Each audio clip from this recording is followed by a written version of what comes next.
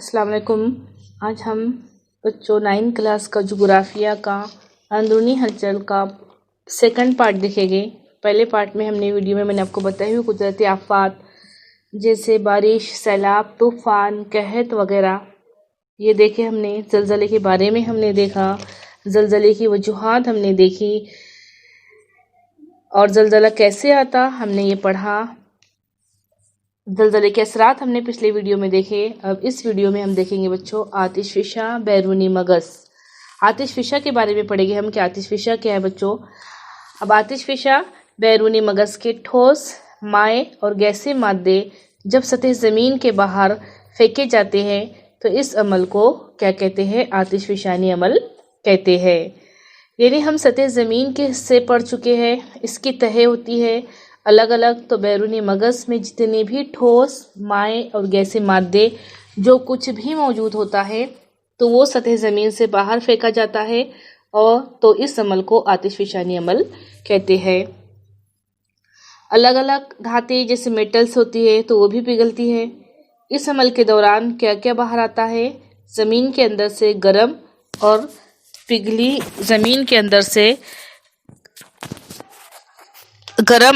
हुई चट्टानों के सयाल मादे,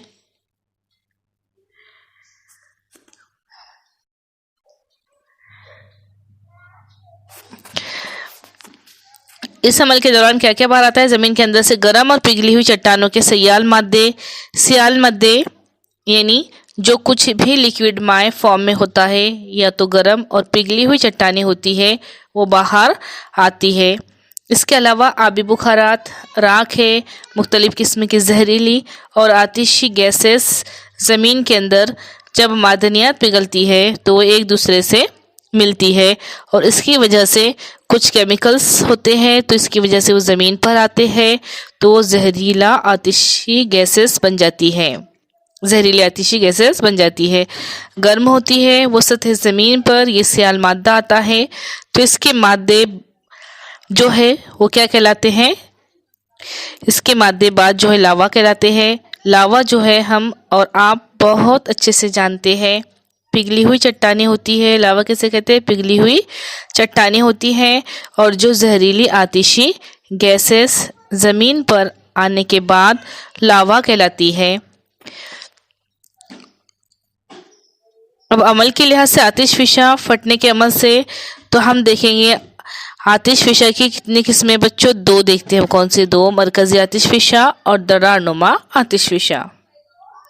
ठीक है बच्चों। अब पहले देखते हैं हम मरकज़ी आतिशफिशा किसे कहेंगे। मरकज़ी आतिशफिशा में क्या होता है?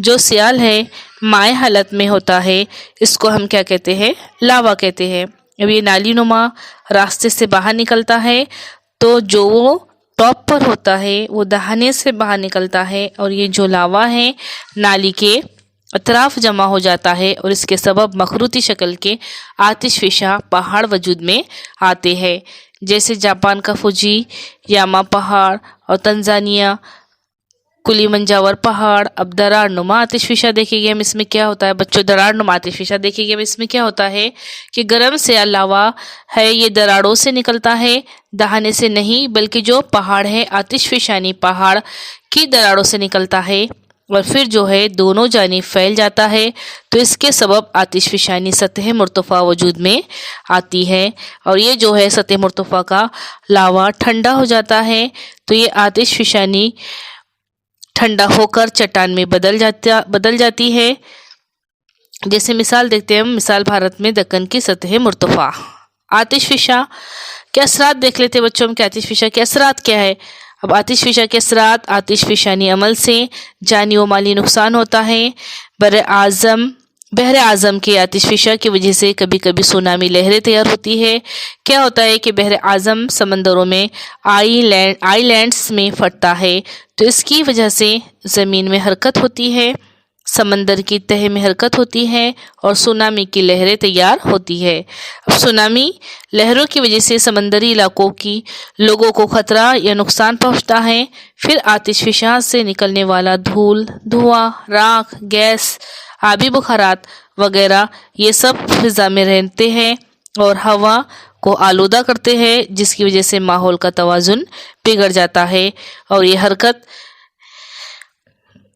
और ये जब है गैसेस, आबी बुखारात, ये सब फिजा में रहते हैं, हवा को आलूदा करते हैं। इसकी वजह से माहौल का कैसा होता है बच्चों, तवाजुन बिगड़ता है। ये तो हमने देख लिया बच्चों, ठीक है। आतिशफिशा के असरात हमने देखे। अब ये तो बुरे नुकसानात है आतिशफिशा फटने के। अब आतिशफिशा फट गया है तो हमने बुरे नुकसानात भी देखे हैं। आतिशफिशा के फटने से कुछ फ़ायदे भी होते हैं। आतिशफिशा की जो राख है, इसकी वजह से ज़मीन जरखेज़ होती है। इसके अलावा लावा जो है, अलग अलग मादनियात पिघलकर लावा बना होता है। जब सतह ज़मीन पर आता है तो अलग अलग मादनियात दस्तयाब होती हैं।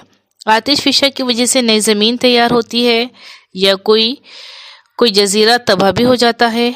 और जो मुर्दा आतिशफिशा है, इसका जो दहाना है, इसका टॉप है, वहाँ पर जो है बारिश का पानी जमा होकर झील वजूद में आती है।